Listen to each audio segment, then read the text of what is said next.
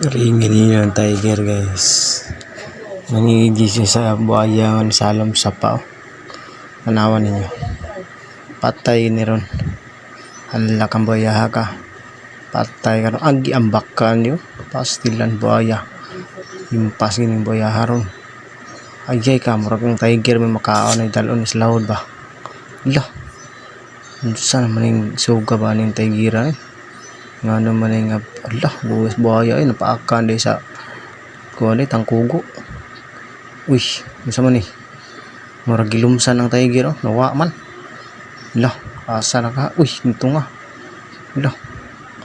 Ala, patay ni tigira ni ba. Iting suga sa kuwan eh. Suga yung uy, gawas.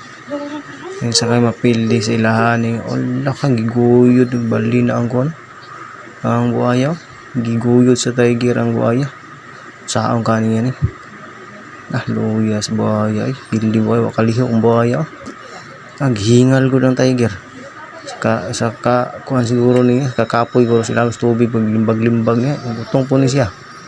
Ala saka giniron. Kita matadahon din sa babaw ng tigira.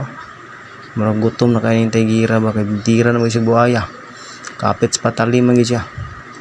Nah, pastilan doyo. Hingal ko siya. Dungag sa hangin kay murag nahurot yang ginhawa sa ilalom sa tubig. Ginigwasay man sila ni sa ilalom sa tubig niya. Karon murag pag mapatay na yung buhaya, insurance na yung panhapon ani.